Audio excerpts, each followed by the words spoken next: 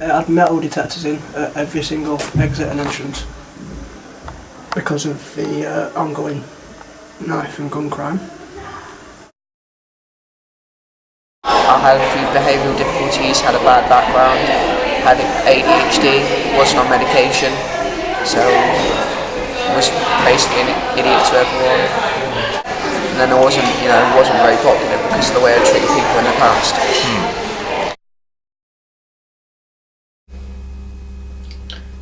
For me, the big thing, but for me, and I think it's going to be something that's really going to stay with me till the day I die, was the fact that I was diagnosed with learning difficulties when I was in university, and I was just bypassed and missed through high school. Nobody really paying attention or nobody really caring. The teachers weren't very good at communicating with each other and communicating with me and what my needs were. The head of the year and the head of the upper school also weren't very good at communication with their teachers. So I, as a student, had to tell all of the teachers my needs. I think the reason why I did slip through the net is because I do have a medical condition, and I think it was brushed under the carpet and people just assumed that it was because of that to why I wasn't performing well, which obviously it wasn't.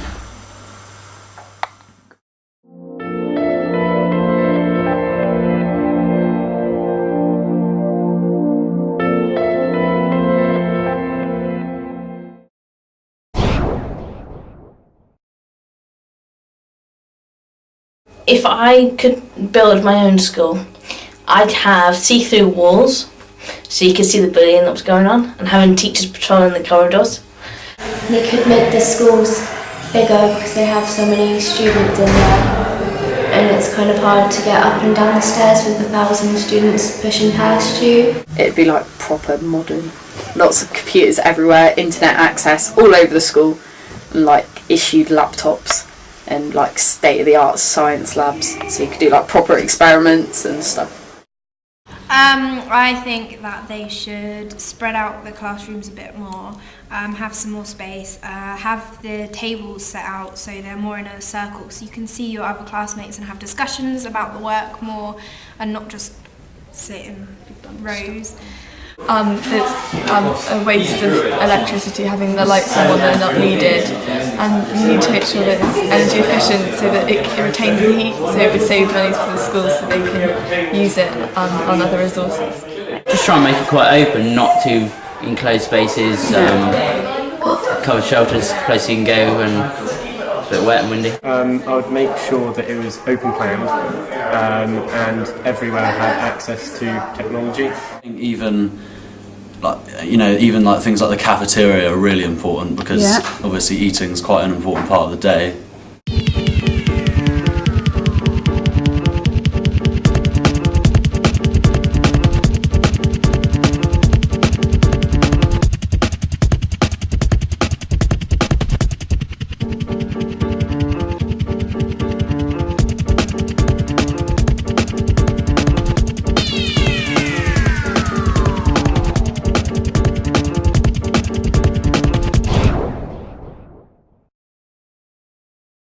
Someone that knows young people, knows how they think almost. Again, quite relaxed, not so formal, so strict. Fun, approachable. If the teacher's having a laugh with you, then you're more likely to connect with that teacher and go, yeah, they're a good teacher, and actually tune in when they're actually giving you lessons. If they go, right, now I've had our laugh, this is serious stuff, and you're more likely to click in and go, yeah, I'm ready to learn. If I got to run the school, then I'd make sure that all pupils found I was approachable, because I find that most head teachers aren't approachable. Less lecture based, more sort of one-on-one working with students based. Someone who can be fair and see things from different sides, different people's points of view. Should be a bit firmer, bring back capital punishment. Corporal punishment. Capital punishment is killing.